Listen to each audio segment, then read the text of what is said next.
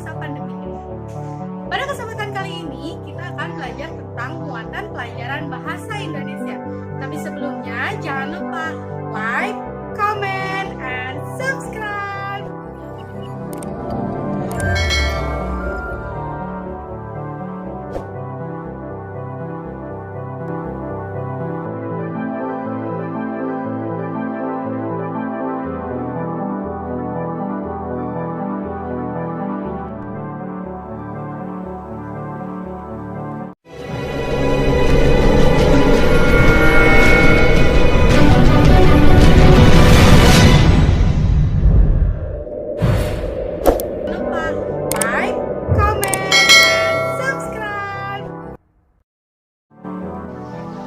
Pada pertemuan yang kemarin, kita membahas tentang ide pokok, kalimat utama, dan kalimat penjelas.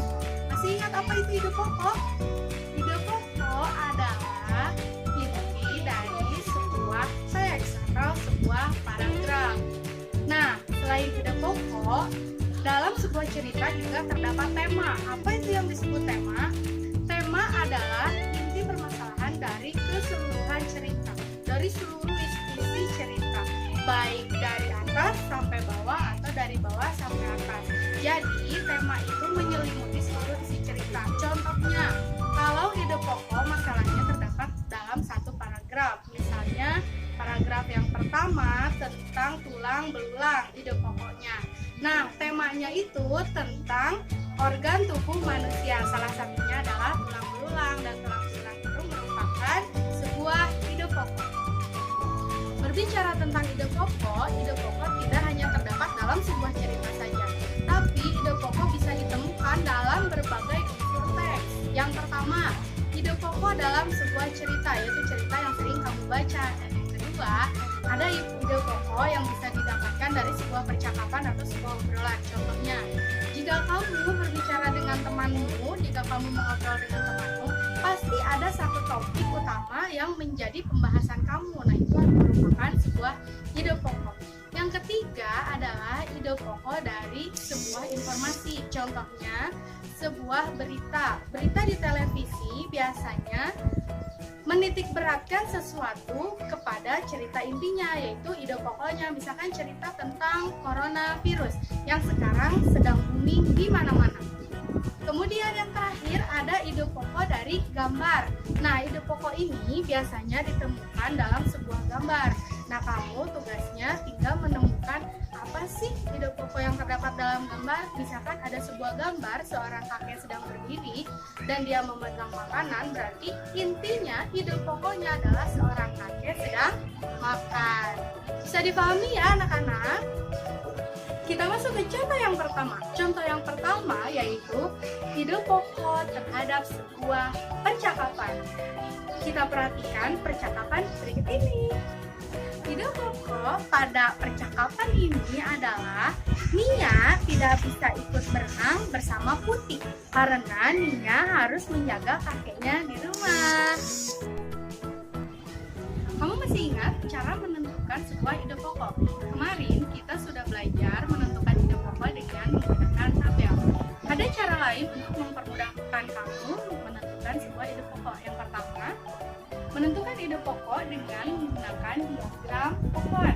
Diagram pohon ini bisa membantu kamu, mempermudah kamu menentukan sebuah ide pokok sehingga tertulis di tempat yang sesuai. Dan yang kedua, sama seperti yang kemarin, penulisan ide pokok dengan menggunakan tabel.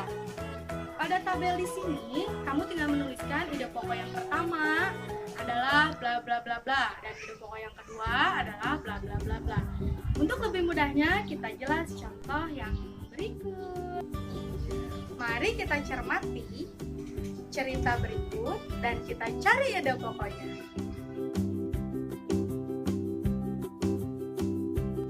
Berikut adalah cara menuliskan ide pokok dengan menggunakan tabel.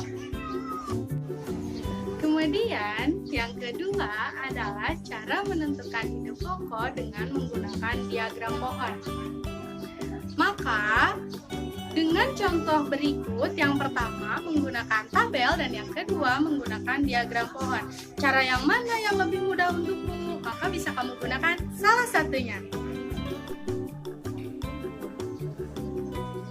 sekarang kita akan belajar tentang hal-hal yang perlu diperhatikan dalam menentukan ide pokok suatu gambar. Yang pertama, apa saja yang terdapat dalam gambar?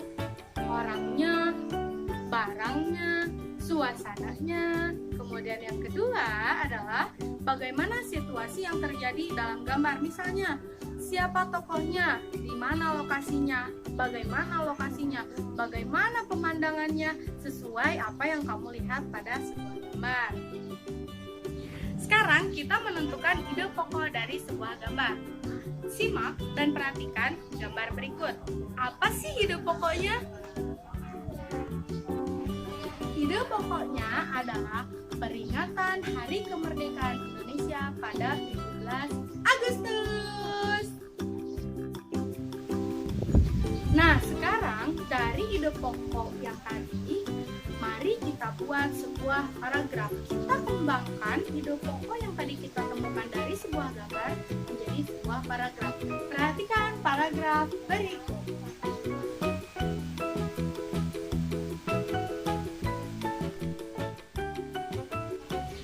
Setelah kita memahami pembelajaran tentang ide pokok dari sebuah cerita, ide pokok dari sebuah percakapan, ide pokok dari sebuah gambar, dan ide pokok dari sebuah informasi, sekarang tugasnya anak-anak sekalian perhatikan gambar berikut, kalian cermati, kalian pahami, dan setelah itu kalian buat ide pokoknya. Setiap gambar satu ide pokok.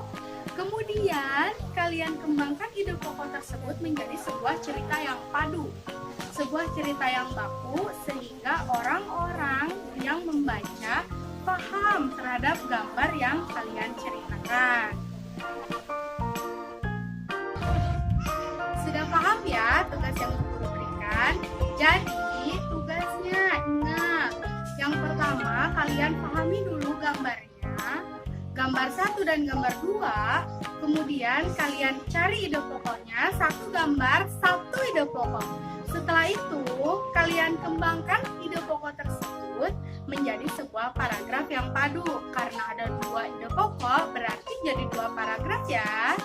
Dan ingat, seperti biasa, sebelum kalian mulai belajar bahasa Indonesia, yang pertama kalian harus membaca buku.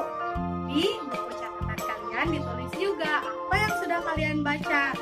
Dan satu poin penting, catatan kalian jangan dirobek. Cerita yang sudah kalian baca jangan disobek, tapi disimpan baik-baik di dalam buku literasi kalian. Karena itu akan menjadi sebuah penilaian di akhir nanti. Begitu ya anak-anak. Terima kasih.